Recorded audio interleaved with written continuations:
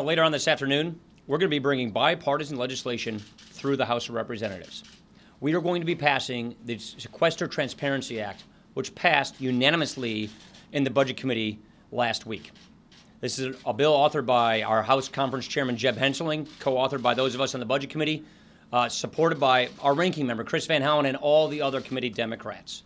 What we're simply saying is the administration has to show us what they plan on doing.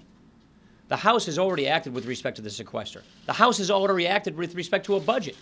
We've passed a budget that shows how we're going to prioritize taxpayer dollars, how we're going to balance the budget, pay off the debt, put our economy back on a path to prosperity. We also passed the Sequester Reduction and Reconciliation Act earlier this year, showing specifically how we will cut spending in other areas to prevent the sequester from happening. And what our legislation does is it has $242.8 billion in additional deficit reduction than even the sequester.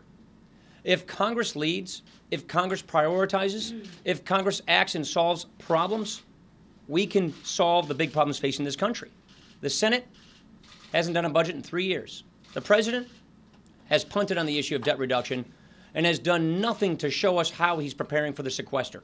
So what this bill basically does, it says within 30 days, the Office of Management and Budget must show us their plans for the sequester.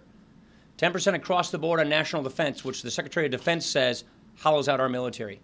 8% across the board on domestic discretionary, hitting bipartisan priorities like cancer research and things like this. We think we should prioritize taxpayer dollars. We've already passed legislation to do that. Nothing from the Senate, nothing from the White House.